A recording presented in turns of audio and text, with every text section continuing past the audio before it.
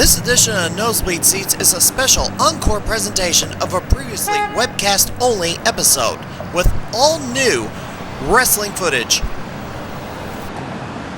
Again, the Nosebleed Seats. I am Chris Lee. Please welcome my guest at this time, Casey Jackson. Casey, how you doing, man? I'm doing pretty good, man. How about you? I'm great, man. Glad to have you here finally. Thanks for having me. Was supposed to be my very first interview on the Nosebleeds when I was just doing typing. I wanted to sit down and talk with you about your experience and stuff. Nope, can't do it. All over the place. Can't do it. No. Finally made it, man. It's not like that, man. I always got time for everybody, especially you. Yeah. Well, that's I don't know how many times I resent the messages over and over, but that's cool. But you finally made it here, man. How's the family? How's the kids and everybody? Doing really good, man. Kids are getting bigger and stronger, and mom's doing really good. Good. Everything's just pretty good. Your mom's at home now, right? Yes, she is at home. She's been at home for about 3 weeks now. Recovering really good. Good. Big improvement. Good. So we was that close from losing her to having her right back with us again. So good. She's taking her medication and everything. Yeah, and all she's keeping on with that. I know you were telling me before that she was all hard-headed before and didn't want her medication, didn't want this, didn't want that. Yeah, she's on top of everything now. Yeah, she's on top of it now. She knows that, hey, you got to do what the doctors say, or you may not be here. Well, that's a good deal, man. All right, man. Let's get to the questions in your career. No problem. So when did you become a fan of wrestling? Oh, believe it or not, I became a fan at the age of 2. Really? But I wasn't able to understand wrestling until I was about 4. Right.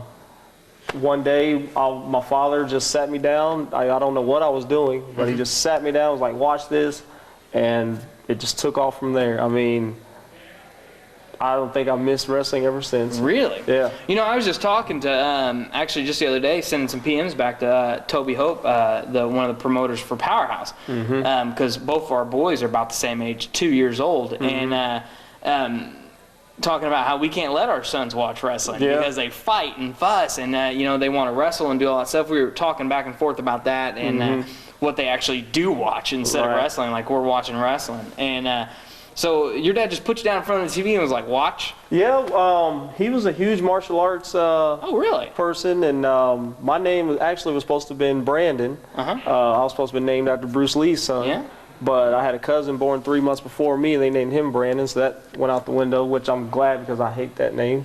No offense to anybody named Brandon, like Brandon Keith. But, right. But it just doesn't fit for me. Right. And yeah, man, he came across this wrestling and sat me down. I mean, he sat there with me, and was like, watch this, that, and the other. I'd get up, and then got about 4 years old, and that's when I really started tightening in on it. And like, man, this is actually interesting because, I was into the martial arts thing too and everything. Right. So I mean, obviously 2 years old, that's quite a while. You and I are about the same age. So who are some of your heroes growing up that you can remember?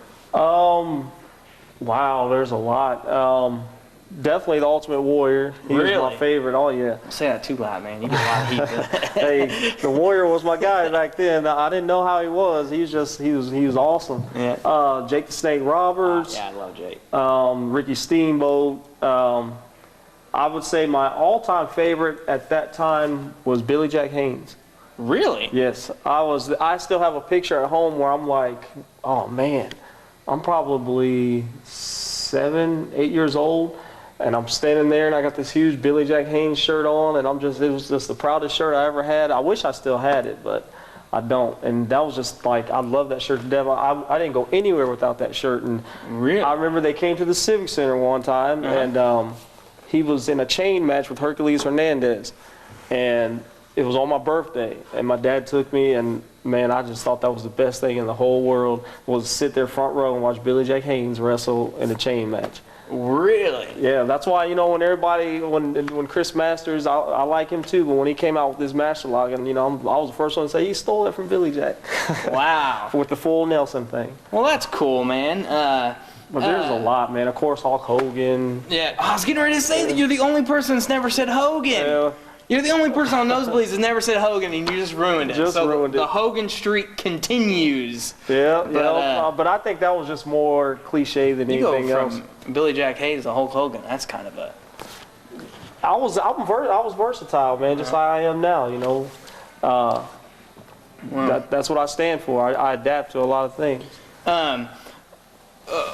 who do you, some of those matches you've been watching since too? I mean, the possibilities are endless. But you know, in your career now, who are some of those guys that you put in tapes of and you watch now? Kurt Angle is definitely one of them. I just love his style. Believe it or not, I still watch Chris Benoit no matter the whole situation. You can't take away from what he did for wrestling as far as how his work was. Yep. I watch Eddie Guerrero. I haven't popped in a lot of tapes lately. Well, I mean, you got 10 kids running around. It's kind of tough. Not 10 now. They act like there's 10 of them, but there's only 3. And, you're walking around the house going, we only got 3, right? Yeah. There's only 3 Right, because right. I swear there's more of them. Oh yeah, they're a beast, man. They're a handful. As far as me watching tapes now, I watch a lot of my own. Really? No, that's good. I mean, that's what you got to do. And to see what I messed up on and this, that, and the other. Right.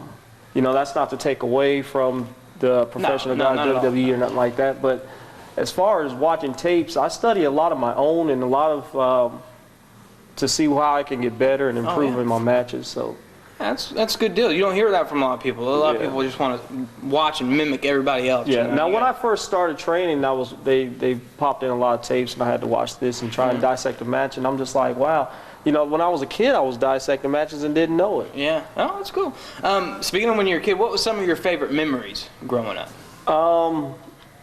One I can definitely think of, as I said before, I was a huge Ultimate Warrior fan, so I think you might have to help me out with this one. I think it was WrestleMania 8 maybe, where him and Macho Man in the career match, where it took like 5 elbows to beat the Warrior. That was the beginning of high spots, right? Yeah. That's when everybody realized that you could do more than like 3 high spots. You want me to call Crimey and find out? No, you better not. We don't want to wake him up. No, I don't want to wake him. Well, I don't want to interrupt his porn surfing. Oh, wow. Yeah. Interrupt. That was You sure he's not creating them, right? I'm creating. He did just buy him a new car, so I don't know where he's getting extra money from. But so anyways, I don't remember which match it was, to be honest with you. I don't remember, but that was one of my favorite moments. Wow, a lot of stuff with Jake the Snake, where him and the model Rick Martel had their feud, where they sprayed the little cologne in his eye. The blindfold match. Yeah, I love the blindfold match. A lot of the Undertaker stuff from his earlier days. A lot. Steamboat, when him and Macho Man had their stuff, man. That's amazing. You could insert that match from WrestleMania 3 into a Raw today, and it would still be phenomenal. It was so far before its time. It's amazing. Definitely. I mean, Jake the Snake, the stuff he's done with, Mr. Perfect. I got a lot of memories, but I'd have to say my number one top favorite memory is probably that career match with Macho Man and Ultimate Warrior. Didn't that end, because he was King Savage at the time, didn't that end with like a sphinxer to the head of the Warrior? Wasn't that? I don't know. Scratch that. I'm sorry. I apologize if that wasn't it. But, I got to tell you, man, I know you've been to a couple WrestleManias now, haven't you? Did you go back and I'm actually going to my third. I got my tickets yesterday. So did I. I got my tickets also. Sweet. So we are kicking Orlando together. We're there. The wife and I plan on, we're doing Disney World, and WrestleMania will be my first WrestleMania. And I'm so excited. I don't even care who the card is. Right. Really, honestly, I'd like to see, obviously, Triple H in a main event type atmosphere. Oh, definitely. And a Shawn Michaels performance at WrestleMania. That's off the charts. It doesn't get any better than that. No. But I am dead center. I'm section 107, dead center, in between the ramp, the entryway, and the ring. You're not that far from me. I'm in, I believe, section 24. So you're down. Yeah, I'm down in F24. Right next to the aisle. Right. But it's almost like, it's not dead center, but it's right there. Right. So that's going to be awesome. I mean, like I said, I don't really care what the card is. I just want to see an Undertaker WrestleMania entrance. And can you imagine the fireworks? With no ceiling. It's going to be off the charts. It's going to be beautiful. I'm so excited. And of course, I'm looking forward to spending the whole week with my wife also. And I've actually, you better. The WrestleMania 22 was my first one that I attended live. Where was that And at? it was in Chicago. Chicago, that's right. I'm sorry. And I got a funny story about that. It was at the Allstate Arena, and when it was over, I was trying to find my way out of there. I couldn't figure out how to get out of the place. And I'm going around, and I'm going in circles. I'm stumbling around, and I get to this section where it's almost like a dead end, and it's almost looking like a boiler room or something. And I'm just like, where the hell am I at, you know? And next thing you know, I just see there's this door, and this huge figure just comes out, and it's the Undertaker, right there. I mean, live and in color. I'm just like, I know I'm not supposed to be back here. And, what'd you say? well, when I seen him, I was like, Undertaker, what's up? And, you know, that's all I could say. I didn't know what, because I thought somebody was going to tackle me and throw me out, because I knew I was in the wrong section. And he just looks and he goes, hey, how's he? I was with my girlfriend at the time, and he's like, hey, guys, how you doing? And that was about it. He had some big, huge bodyguard with him, and they just went strolling on out. I didn't get a chance to try and get any kind of picture or anything, because they were moving pretty fast. Wow. But it was weird. I was just like, you know, because I knew as I was going along, I was like, something, it doesn't look right here, because I didn't come in this way. And so I got, maybe they Couldn't look up and see an exit sign? I saw a bunch of exit signs. That was the problem. See, I was trying to get to where my car was parked, 'cause I was being lazy. And I tried to go back to where I had originally parked, because it was pouring down rain, and I didn't have an umbrella, and my brother took off on me, so I couldn't find him, and it was just a big mess. And you know, I was just like, whoa. Maybe they saw how big I was, and you know, didn't want to throw me Speaking of out. your brother, I still have a bunch of sweater vests that I cannot wear because your brother makes fun of me all the time. I don't know if he actually makes fun of you. He just No, he makes fun of me, so I don't wear sweater vests anymore just because you're your brother. no. I take that as a compliment. Yeah, right. I will do that. But where were we? I don't even know where we're at. But if anybody's ever been to the Allstate Arena, it's not that big of a place. It's not big at all. It's really not. Oh, okay. So what made you decide you wanted to get into wrestling? We'll get back on the track now. That's a pretty good question. Like I said, I watched it all the time, and as I was growing up, I've always visualized myself wrestling, but I've always thought I couldn't do it. And believe it or not, my father's the one that got me into watching it, but he's also the one that I was afraid to get into it, because he probably would have tried to stop me. Really? He was always that type that you had to work your 9 to 5 and take care of your family and do this and that. And the NBA and NFL and all that stuff was far and in between, and it was just a dream. Yeah. And if I would ever went to him and said, hey, I want to wrestle, he would have shot it down real quick. But he used to tell me all the time, he'd order the pay-per-views, and he used to tell me, why don't you get out there and, you know, maybe I can buy it and come watch you. I'm tired of paying Vince McMahon and everybody else. I should be paying you this. Right. And so one day, he passed away in 2003, and that's what made me decide to give it a try. I was like, you know what, I'm gonna give this a try. And I have a weird, funny story about that, because I'm sitting in my living room with Madman at the time, and he still is the Madman. Well, yeah. You mean you were just sitting in your living room? Before he became the Madman. I got you. We're sitting in my living room, and it was weird, because I had got this, I don't know where it came from, I just got this funny feeling. I was like, you know what, I want to try pro wrestling. And I looked at him, I said, you know what, I was like, I got this crazy feeling. I said, you might call me crazy. I was like, but I'm going to try wrestling. And he goes, do it. And I was like, well, I said, I'm going to get a hold of Windy City, because at the time I didn't think there was any wrestling around here. And I said, I'm going to get a hold of Windy City and give it a try. I said, if I get shot down, I get shot down. At least I give it a shot. And he's like, go ahead. And he's like, I'll support you, but I'm never going to do it. And I was like, cool. So then the very next day, I kid you not, the very next day, I'm watching Raw, and that's when a New Midwest commercial comes across the screen saying wrestling school in Springfield. So I was like, that must be a sign. I was like, I'm going to try it. And then I went up, and I still put it off like 4 months. And then I finally went and tried it, and then the rest was history. So you were like, Madman, put down those Cheetos and let's go. Well, he wasn't putting down the Cheetos, so I was just like, Madman, I'm going to try this. And he's like, okay. Hey, right, you didn't have to intimidate him. It was just a joke. He even told me, he's like, I got your back. Go ahead and try it. But he said maybe I can be like your manager. Right. And I was like, yeah, cool. We had all these different ideas and not knowing how wrestling was. So, like I said, I saw that commercial. I got on their website. I was following them a little bit. And I finally waited about 3 months, and I went up there and gave it a try. Well, good deal, man. Now, obviously, you trained at New Midwest Wrestling in Springfield when their school was still open. Right. 2003, you said? Yeah, I started in 2003. I believe they were open maybe 2 or 3 years before then. Right. But and you were telling me before we started, there's so many people that you kind of give credit for your training. Right. Who exactly was involved in teaching you and all? Chad Hughes, who wrestled under the name Michael Shard, he helped me a whole hell of a lot. I got to give a lot of credit to him. Justin Jones. Tom Arson. Yes, which is Tom Arson. Love that guy. Toga Steve helped me a lot with my psychology. Toga Steve taught me how to bump. Did he? Probably doesn't even remember. But, wow. Yeah, I don't think I've bumped since then. I'll tell you what, I didn't want to come back. My first day there, I talked Madman into getting in the ring with me because I knew that was the only way I was going to be able to do it. I said, get in there. Put the Cheetos down and get in there.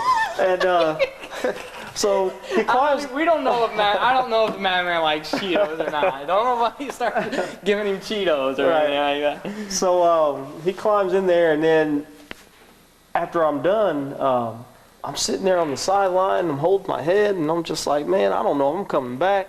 And he's like, oh man, this is great, and he's hitting me like this, about to knock me over. And I was just like, yeah, this is fun. And so I got home, and I had about a 4-day headache, and then I was like, you know what, I can't go out like that. I'm going to give it another shot.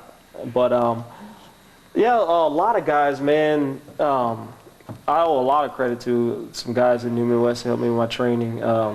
But those are the ones I can think of the most. The guy that helped me feel the most comfortable and made me know that I can actually do this is, believe it or not, Bradley Stevens. Oh, okay. Hernandez. I had my second ever career match with him. Really? And I was nervous. I was shaking like a leaf before I went out there, and he was so comfortable, and he told me, he was going to take care of me, and he did, and it took off from there. Well, good deal. Now, I know you were in single competition for a little while there, but you mostly spent time in the tag team ranks with Maximum Impact with the Marvels, Shane Matthews. Yes. Tell me about that. That actually happened by accident also. Oh, okay. Man, I got a lot of stories here. That's what these are for, man. I guess that's so. why I do these. Right.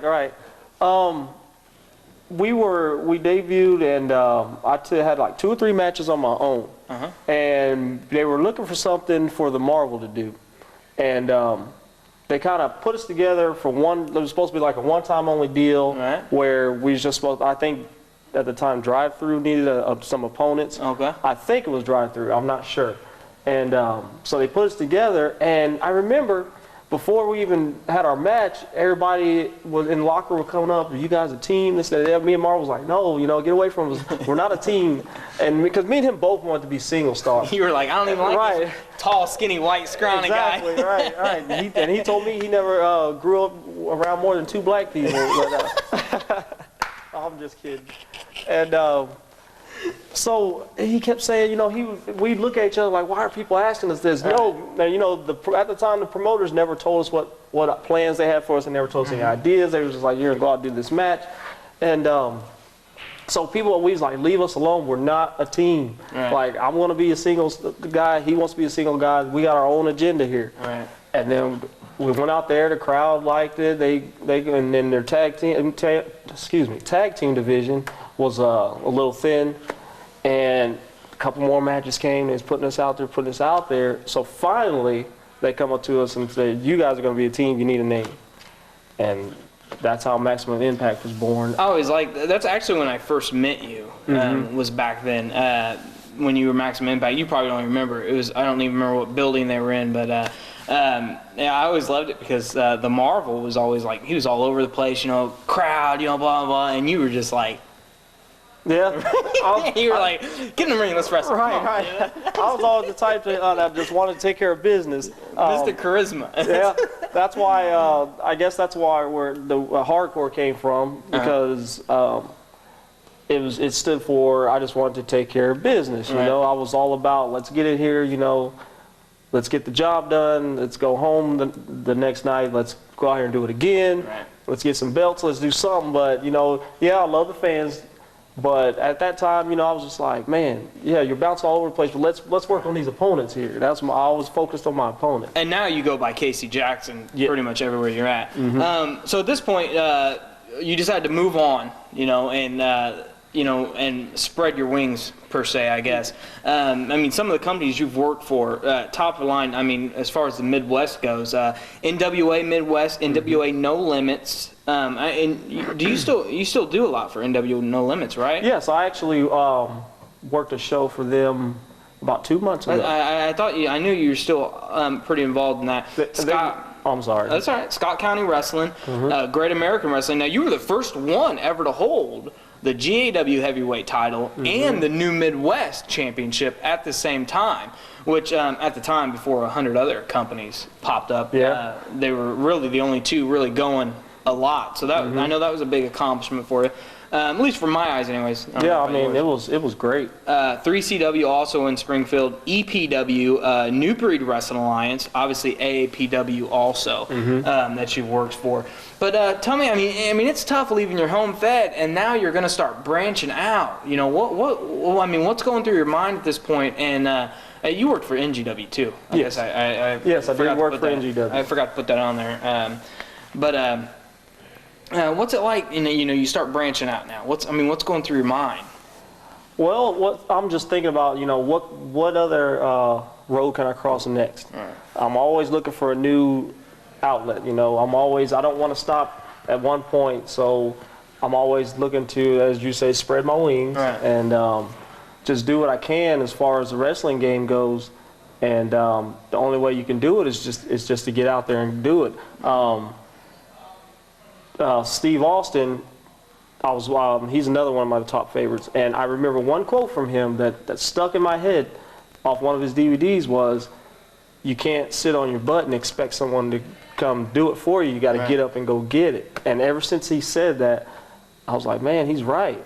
And that's what makes me, you know, I try not to leave these people. I always want to come back, but I don't want to be stuck just in one spot either, you know. You can't, it's in Central Illinois, there's really not a big tie in wrestling as far as big name wise and bringing in all these people. So I just want to try and put Central Illinois on the map, you know, and get out there and tell people where I'm from, and then bam. Now you're branching out, and it's so hard to, you know, get in a door somewhere, you know, because you say, you know, you can go anywhere and you can say, hey, who's you trained by? And you're like, Tom Arson. You know, everybody's, you know, Guy Smith and I just said this the other day. You know, what was it like for you? You know, I mean, obviously you probably had more doors slammed in your face than you had open. You know, I mean, how'd you actually get your foot in that door to say, look, just give me a chance, you know, let me show you what I can do? Well, basically that was it. You know, I would kind of send emails out, and they would get back with me. They'd see maybe some tapes, and then they'd be like, okay, we'll bring you in for this one shot. And then you just got to go in there with the right attitude. You can't, you know, go in there, keep your mouth shut, meet the promoter, whatever he tells you he wants. You go out there and do it. And believe it or not, that really says a lot, because as long as you listen, they're willing to bring you back. Right. And that's a huge step. I mean, as far as a maturity level, also. I lost my train of thought. That's all right. Back when you were talking about the, you know, who you're trained by and stuff, that's another big thing, because the more you get out there, they will ask you questions like that, and you kind of want to, you kind of want to have like some kind of background saying, you know, you was trained by Harley Race or somebody like that. But I mean, if not, you know, you just got to be honest. Right. And they respect that a lot more. Let me ask you this. You know, there's so many guys, you talk to so many guys, and they get so angry, you know. And obviously, you said you've probably been shot down hundreds of times trying to get booked. You know, so many people send out tapes, and they just immediately get upset that they're not getting booked or they can't get in the door. You know, what do you say to those guys that, you know, you talk to and they're like, you know, you're doing this, you're doing that, and they're like, I can't get in nowhere. Right. You know, I mean, what do you say? What's your advice to those kind of guys? Well, my advice would be you definitely have to check your ego at the door. Right. That's a big one. A lot of guys, I mean, anybody that's in wrestling has some type of ego, no matter if it's negative or positive, but everyone has one. Right. You just have to know when to turn it off. You gotta, if somebody says, hey, we want to put you in this kind of match, you go out there and do it. There's going to be people that's going to say, I mean, if you look at me, I'm not the biggest guy in the world, obviously. Right. And, you know, that's a lot of that, you know, you just got to go out there and not just tell them, you know, this is what I can bring, just give me that chance. And then, you know, they're willing to respect that. You just got to listen. Listen is the number one thing. You have to listen. If you go out there and you just do it on your own, and if I was to go into some place and I want to be all about KC and don't want to help the guys in the locker room out, out of there. Right. You just have to be humble. That's the main thing, is humble pie. And a lot of guys don't understand that. They're thinking, oh, I'm 250, 260, I'm 6 foot tall, and I should be able to go down here and mow over anybody, and it doesn't work that way.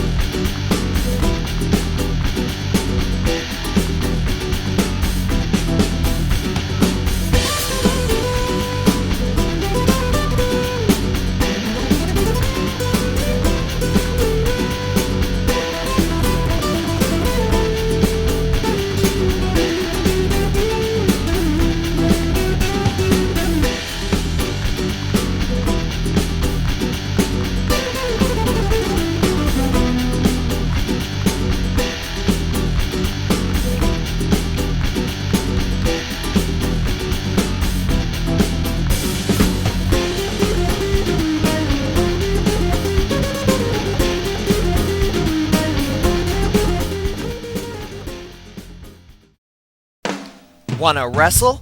Head for the NBS Pro Wrestling Training Center at the Skywalkers International Sports Complex in Decatur. They start you off with cardio exercise and teach basic wrestling and performance techniques. You can also learn to be a referee, manager, or announcer. For more information, call 217-412-1677. The NBS Pro Wrestling Training Center, Central Illinois' only pro wrestling training facility, and the first session is free.